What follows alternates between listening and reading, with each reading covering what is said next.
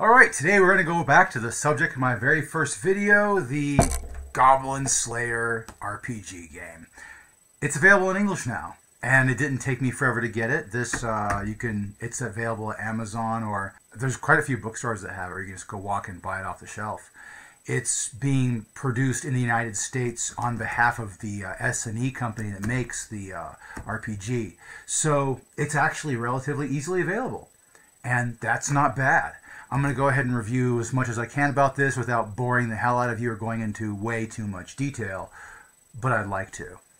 It's not what I expect. It's a fat boy. Look at this guy. He's 2 inches worth of novel, and that's what it is. It is a standard paperback novel that happens to...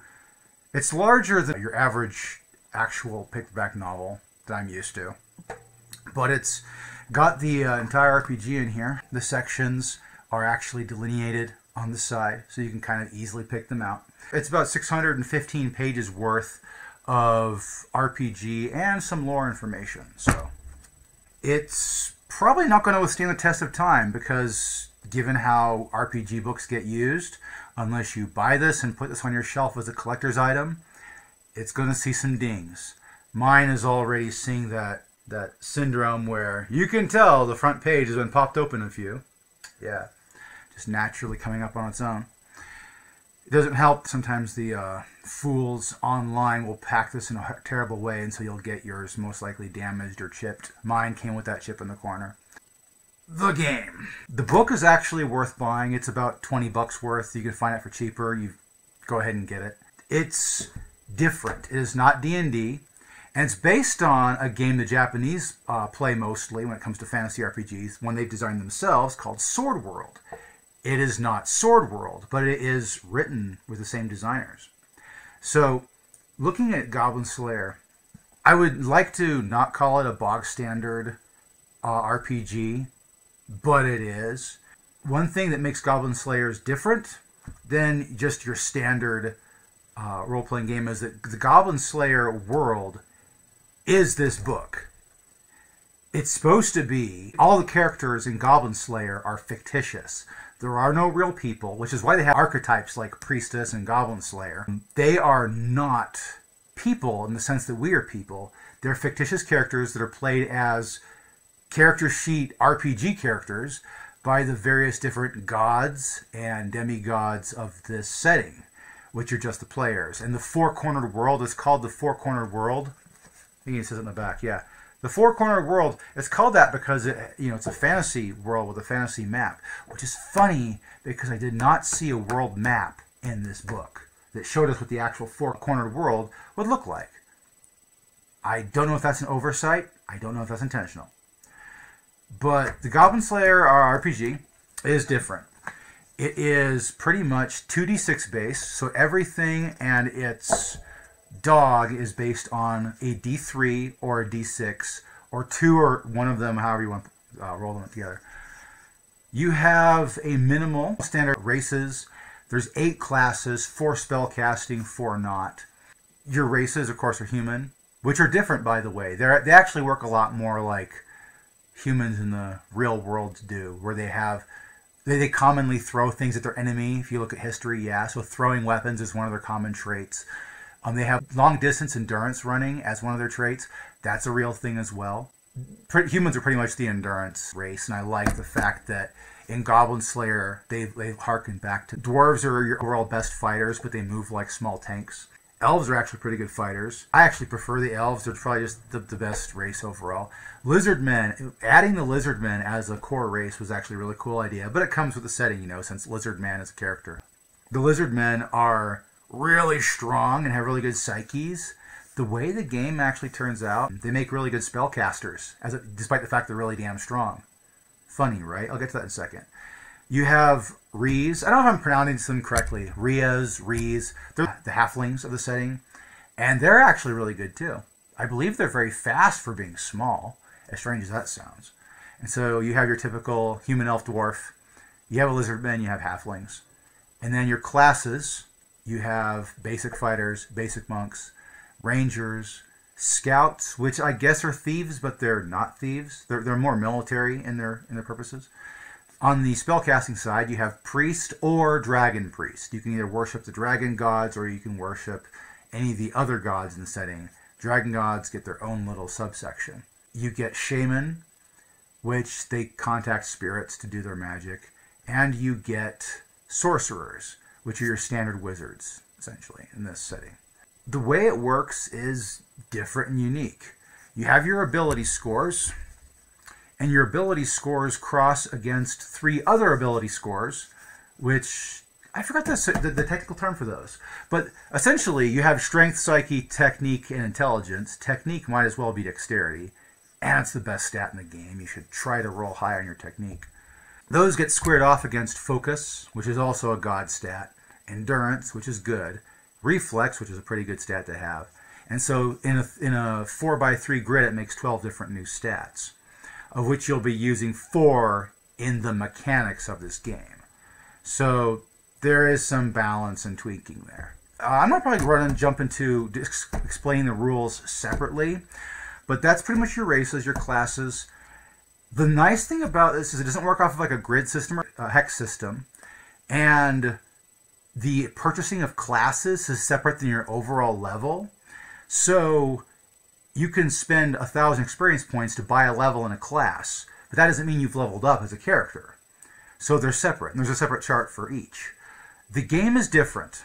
The game uses smaller numbers than most people are used to, like you roll D3s for your stats instead of 3D6. So the numbers are smaller, but the crunch is all here. I mean, it's 615 pages of game. I mean, this is a big, hefty book. It's one of those worlds where the GM can pretty much do what they want to, and strangely enough, within the limitations you have, the characters kind of can too. I also like the fact that no effort is made to like replicate the series. There's no way, they don't even tell you how to do it.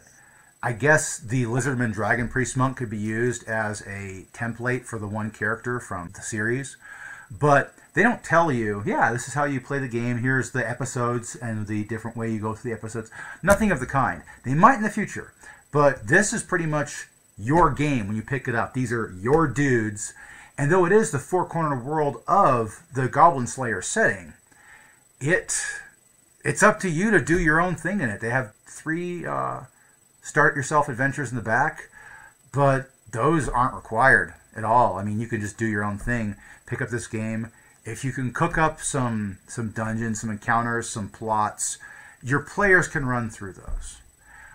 I think it's going to take, I'm going to mathematically explain the rules as opposed to try to go through the rule book. Just because I looked through this rule book.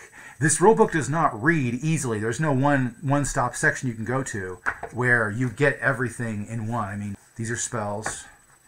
This tells you how to use spells. This is combat rules. This is recommended sets for your classes. And that's... We've traveled over, what, 200 pages worth there? The character creation section itself, the first and second section, that's an easy 80 pages right there. Just letting you know, that's an easy 80. Oh, character creation is actually, yeah, that's right. They have the character creation after the introductory chapter. So this is technically character creation right here. And if you want spells and skills and stuff, they're in this fat section right here. See that section? Spells, skills, items, and weapon. There's a lot of crunch in there with small numbers, so there's a lot of minutia. You don't have big 1 through 20 numbers. Everything's pared down to like a 1 through 5 or 6 essentially, and then you can add them together to get bigger numbers from there. So I'm going to go ahead and explain this differently. Goblin Slayer the RPG. The entire thing is a 2d6 mechanic. You are rolling 2d6 to do everything in this game once you're actually in game. So, you know, the target number 7 trick applies to everything. In this game, a roll of a 2 is considered a critical failure, and a roll of a 12 is considered a critical success. That is going to mean a lot.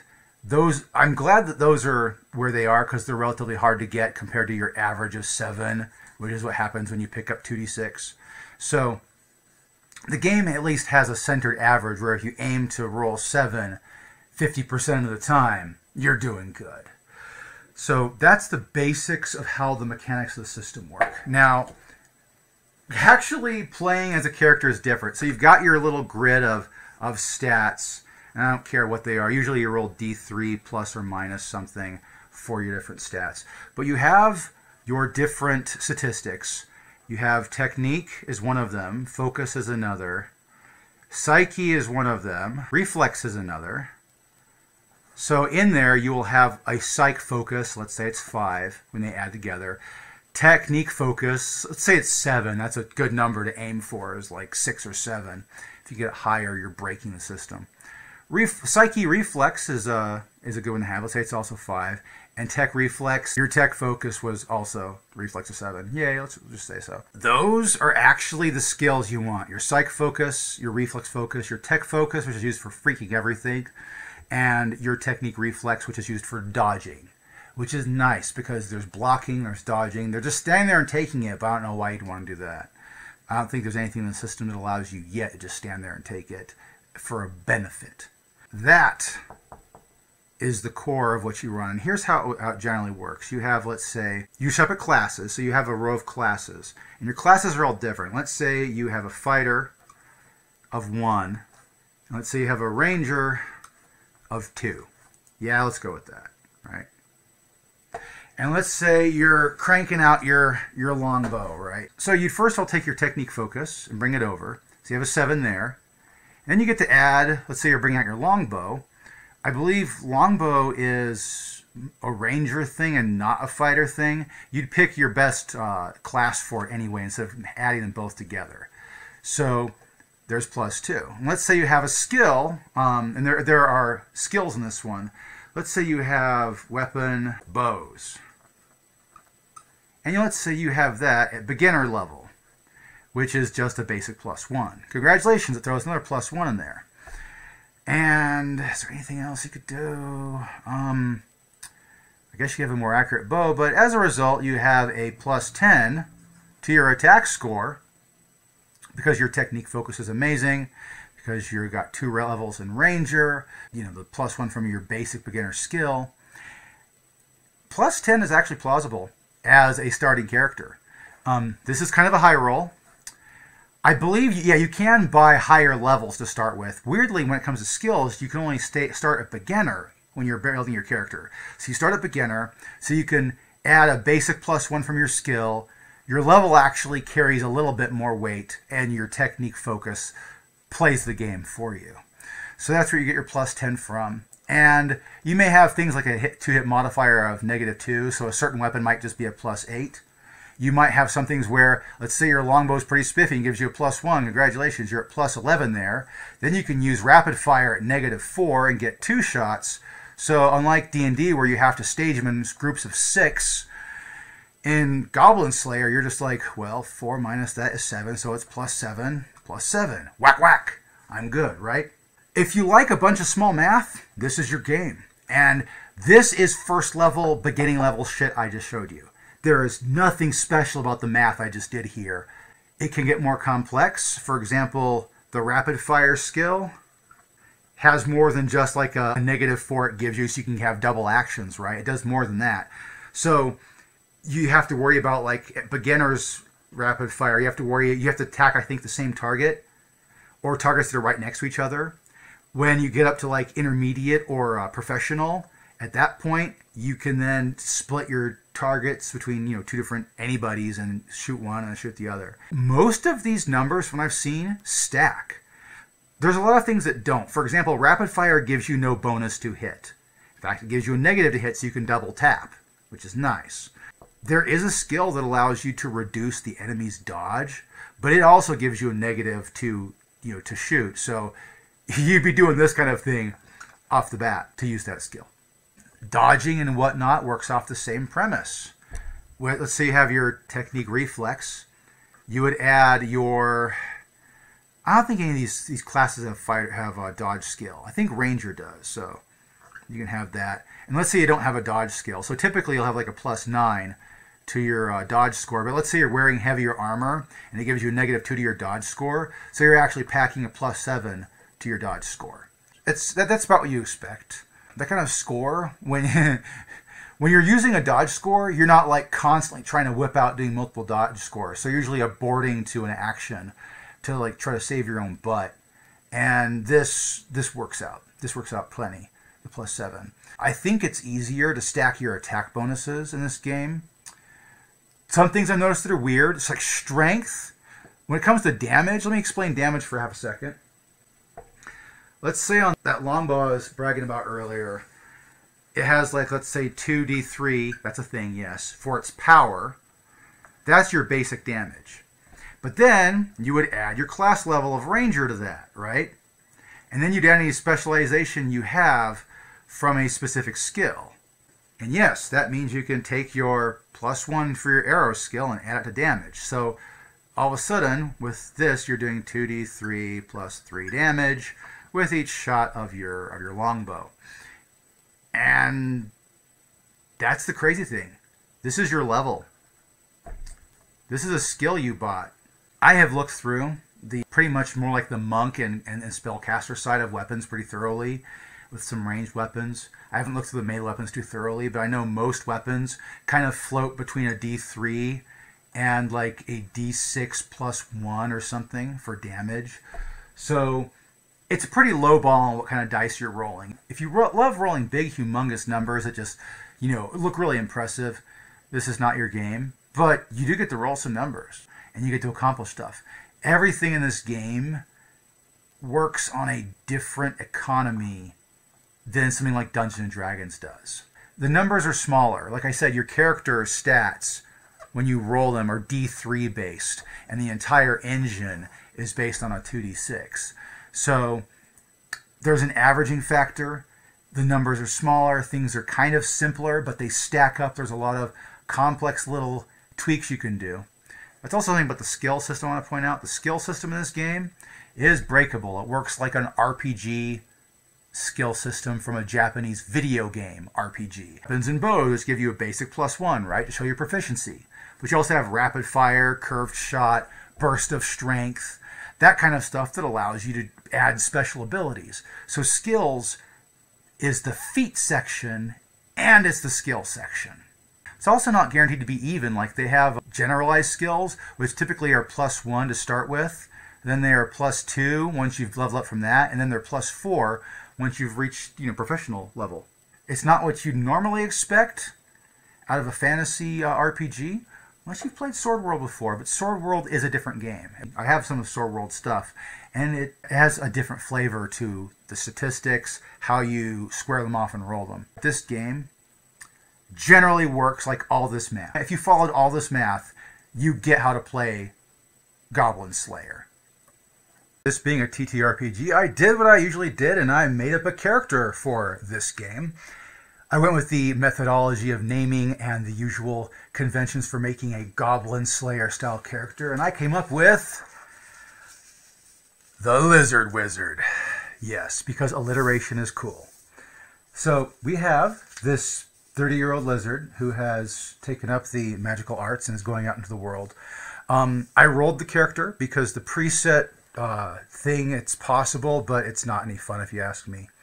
So we have here, I kind of played against type. When I rolled up my statistics, they really bias towards what lizardmen are good at. They're good at fighting classes, and they're good at the dragon priest class. They're not really good for very much else. Taking sorcerer, so I could be a wizard, is not optimum, but it's fun.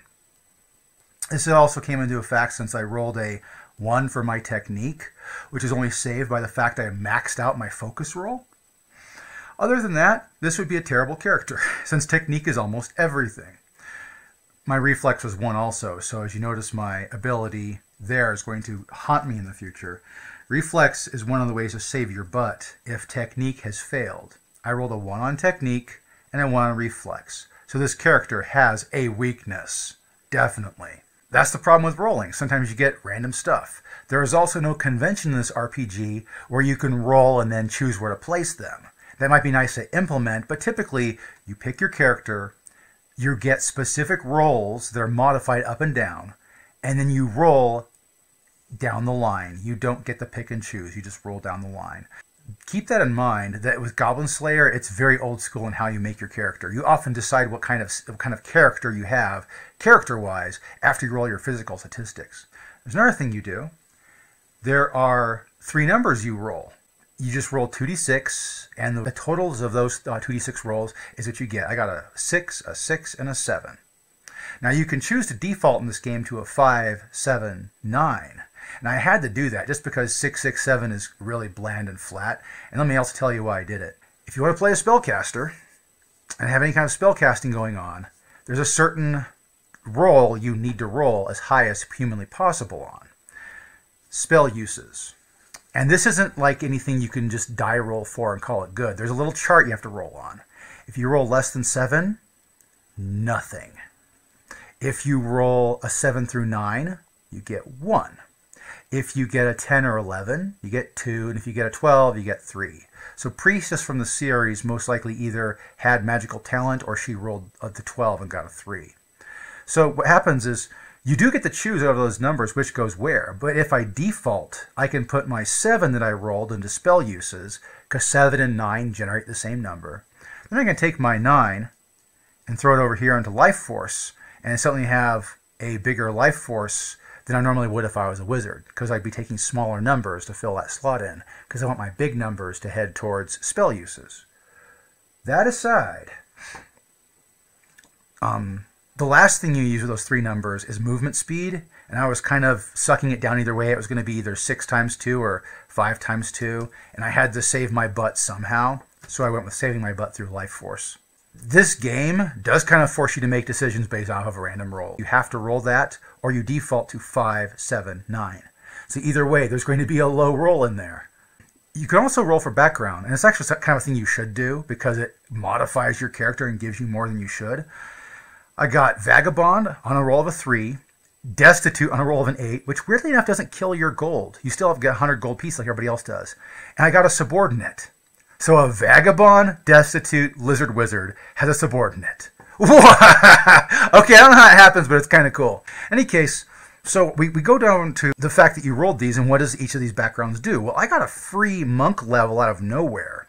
I was going to pay for a level in monk anyway, so I have this weird thing where out of nowhere this character has 2 levels in monk, 2 levels in sorcerer. By the way, still counts as a level 1 adventurer. That's just how this game goes. So Vagabond got me a level in monk, and I got singing, so I took lizard throat singing. Ha ha ha. And then Destitute gets me the skill survivalism. Not survival, but survivalism for rolling that. The Subordinate gives me nothing special. There's just a person I know about in the world. And I rolled up his background too. Mind you, not his stats, just his background to see what kind of person he was. Human, soldier, has battlefield experience, and has a fated enemy he's hunting down. So for some reason, this Destitute, Vagabond, Lizard Wizard has some human soldier he know of. Probably some hot-blooded, chuny kind of guy who's really wanting to kill some dude who probably doesn't even know his name. And my character is probably the only voice of reason in this guy's life. Hence, Subordinate. That's probably the case. So, we have, just through random rolls, all this crap has been generated.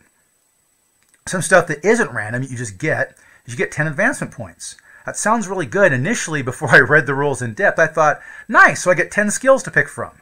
No, no, no, no. You can get 10 general skills, but there's only 3 general skills that are really worth dying for, so to speak. So you'd be making 2 points worth of fluff skills if you spent any of those points on general skills. You want to get the adventurer's skills that are maximized towards combat. They're 5 apiece, so you get 2. And I was thinking I had more, but instead I just picked my armor skill, and I picked magical talent. Magical talent increases my spell uses by 1, thank God. And then armor cloth means I'm proficient using the armor I'm wearing, so it actually is more effective when I use it. And of course, as a lizard, I get strength immunity, dark vision, draconic heritage, and so it is. That's generally how you build your character. If you want to get more skills, you might want to invest in the general skills, but they're not as useful as the adventurer skills. So just go straight for the adventurer skills. You'll only get 2, but they're worth it. The other thing that happens is life force can influence your attrition track. Whenever you're past this first life force number, these spikes all start counting toward your fatigue. Now, I think these spikes count toward your fatigue anyway, but any box will count as a spike towards your fatigue. And the spike boxes add 2 points. This number, if you notice, 40, that goes way higher than the total of the number here. This total here is 15, 20 if you've added on the extras you can pay for through the perseverance skill. And by the way, you can only start with a skill at beginner level at the beginning of the game, so you're only getting your +1. So having like a +1 there, oh, I don't have persistence, did I? I was marking in case I did. He doesn't have that. But anyway, that's the thing to watch about Life Force, is fatigue can actually kill you, because death is the consequence of reaching this last point of fatigue. You have to sometimes fall back and make like a checkpoint where you can guard your party and make sure that nothing stupid happens from there. That's just how you have to play the game. You can't just keep fighting and fighting. You have to pull back and rest for a little bit and then go in and continue on. So camping on site during the adventure is actually a plausibility in this game. I recommend being really tactical about that and don't just do it anywhere. Like, when you're on the adventure, keep in mind little places where that's a nook no one might look. Let's go check out. Does anybody know it? Okay, this little nook could be usable as a rest point later. That's actually a good idea. I am the Lizard Wizard, even though I have 2 measly spell uses. I'm going to be relying upon my battle stave that I purchased. It's called Battle Rod in the book, but it counts as a stave. But anyway, I only get 2 spells, and since I only have 2 levels in Sorcerer, I only get 2 spells I can pick from. So I picked the basic Firebolt spell, which is good. Their difficulties ramp up, so that damage I can do actually increases the more I roll. And since I have a high intelligence focus and 2 points in Sorcerer, I'm actually really good at getting those higher numbers. So if I have any difficulty that tries to screw around with me, I've got it all handled. I also took this Gambit spell, which is funny because it's a free spell you can cast quickly. You can just imbue like a stone with magical force. Now, that's the free part. You do have to make an attack action with that stone, but the purpose isn't to hit someone with a stone and do damage with the stone. It's to have the spell go off where the stone hits. So there's a bunch of goblins, and I throw the stone into the middle of them, and it hits right there. There's this radius of 1 meter where every goblin within 1 meter of where that stone strikes takes the damage I roll. Poof! And so you can turn normal goblins into fine red mist. You can severely damage hobgoblins. It's a nice spell because it takes a radius and says, doink, you guys. And so I picked that one because I liked it. I was wanting the Wind Blast skill, but just having damage on top of damage seemed more useful. Also, since this one's a pretty long range, whereas the maximum throw distance of a stone in this game is 10 meters. So, yeah, I have to worry about that a little. If I need range, I've got that. If I don't, I've got that. So there's that. And of course, I've kind of already explained how weapons and armor work on the other side. I'm glad I have 2 levels in Monk, so that really helps me out with my numbers here. Even though I have a crappy dodge roll of 4, that's what happens when you don't have much technique and you don't have much reflexes. You're down to levels and skills. I don't have enough advancement points to add the martial artist skill as well, but if I did, I'd add that in so I could get this number higher. Martial artist adds to your dodge score. Having the armor skill and having Draconic Heritage does add to my ability to raise my armor, so my normal padded armor goes from a 2 to a 4. That's nice because it doubles the effectiveness of my armor. By the way, there's nothing in the book that says padded armor or cloth armor is actually part of what wizards can take as far as armor. But all of the wizard classes in this game have access to light armor. Now, how the armor works in Goblin Slayer is you have cloth, light, medium, and heavy, I think is how it goes. And so the fact that cloth armor is down here at the bottom and light armor is on top of that as far as effectiveness, I would think it's just a typo and that cloth armor is in fact included with light armor as far as wizards and lizards are concerned. So I'm going to go with that assumption, but it's something that's unclear in the game. There's a little bit of a typo. Do we have access to cloth armor as wizards? We should. That's what wizards usually have in the series. So I'm just wondering about that. This is the general gist of my character. The only thing to mention is that I didn't spend a lot of time on buying items. I spent 60 silver for my battle rod, 30 for padded armor, and then I spent 10 for a healing potion. There's 100 right there. You get 100 gold. It gets modified up if you pull merchant or a noble as your background. Other than that, you just get 100 pieces of gold and spend them wisely.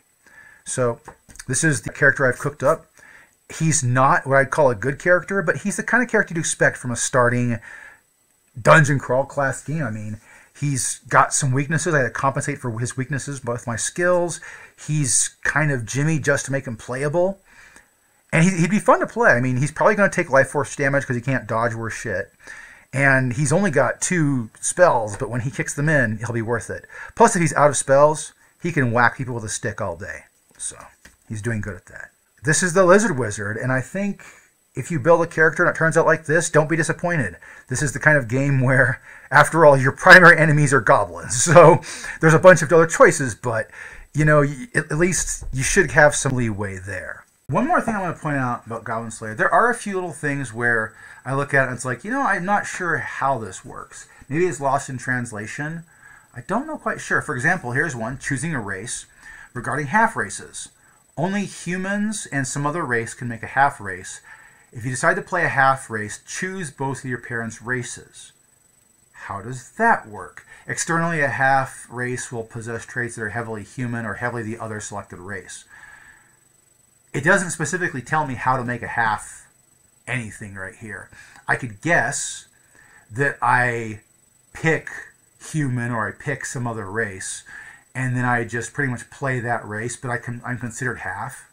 And I could probably take like innate skills from the other one as well. Each race has 3 innate skill, and when you choose a race, you get those 3 innate skills. It wouldn't make sense if you were playing a half and you just got to choose both, that you now have 6. Is that how it goes? 3 from one side, 3 from the other? Or do you just pick from those? Or do you just go with, okay, I'm a half elf, but I'm going to go with elf, and so I'm going to take the 3 elf skills. Which is funny because you can technically go buy those skills anyway, with a few exceptions. Like, humans can't buy Draconic Heritage. But what if you're half lizard man? I guess you could. You know, it's one of those things where it's not clarified, but it really would be cool too. Most of the things in this book is actually designed for a beginning player, for a beginning gamer. It goes through and describes some very basic things that we have all been accustomed to in quite some detail, like how a block check works. You have this much text telling you how to pull off a block check. It's not just a little quib. It's like, there's how block checks work. Let's go for town. No, it actually goes into detail. One thing I'll also say is the lore is interesting because some of the stuff you would never expect. Like, you have your basic goblins and stuff. But when it comes to monsters, one of the giant types is the Hecatoncheir. The Hecatoncheir is a multi-armed giant from Greek legend. Very nasty, bro. 10 freaking difficulty level. They actually treat animals pretty decently. The bear is actually a pretty whoop-ass enemy. You don't just kill them because they're a basic animal. They actually can whip your ass. Spirits, undead. The living male is actually an undead copy of Goblin Slayer. So if you feel up to the challenge, you and your party can actually fight the undead version of Goblin Slayer. It's actually pretty cool. The choices they picked for various different, like an arm, a greater demon's arm can show up out of a portal, and you just fight the arm. So the choices they have for like monsters in this game and how it fits in with the lore, it feels like it is a bog standard fantasy setting, but it has so many different little references and weird little things they do throughout this book because it is simpler. There's less BS. And a lot of stuff you can just talk about with your GM with. You've got 12 different stats to fuck around with if you want to do something strange. And you don't use a hex system or a grid system. You just draw out distances on a piece of paper. And so it's kind of like on a war game scale with, you know, terrain features as opposed to grid and hex like it is with D&D or other fantasy role-playing games. So, all in all, it is not the best fantasy role-playing game out there, but I'm impressed with what I got considering what I bought this for. And I actually think Goblin Slayer RPG is worth playing. The concepts in here are all easy to get. If there's any downfall, it's the fact that the book is a novel. Literally, both in its size, so you have to sit back and read the rules to get this although I've kind of explained them here in this video. You'll want to read through, give it a go, read through. I would read from, really only chapter 1, 2, and 3 are really required reading. 4 gives you spells, skills, and items. If you want to read the lore section, oh, it's labeled as chapter 4? What chapter is this then? Prologue, so it's 0. So it's 0, 1, 2, 3. So this is 3. So yeah, read chapter 1 and 2. 3 is good because all the detail, the nut and grit of the system's right here. And then chapter 4 is nice because it's just the lore. Now some elements are here and some elements are not, but you get the idea. It's still just a basic fantasy world. This is the monsters, and this is a section on GMing. I like the fact that the section on GMing is very short. So that is Goblin Slayer TRPG. I wonder why it wasn't TTRPG. The Japanese usually put 2 T's in front. But okay, I'm good with that. The Goblin Slayer RPG is now made in America. Easy to access. It's in English. And I don't think it's a bad choice to pick up at all. If you're, let's say you want to be a gamer, but you don't want to spend a lot of money on it, you need 2d6 and $18 to $20 to buy this book.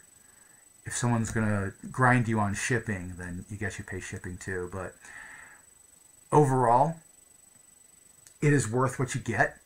And there's enough open space in here that you can take this and do a lot of different things with there. There's a few questions I'd like to clarify, but for the most part, I'm going to give this a good rating. I'm going to say it's a good game. If you buy a copy for collector's purposes, but you also want to play, I'd say buy 2 copies. They're cheap. So, yeah, thank you for watching my video. One last word, there are no rape mechanics in the entire game. Just letting you know, there's no rape mechanic. And so it's a nice, fun game to go play dark, gritty fantasy with Goblin Slayer world.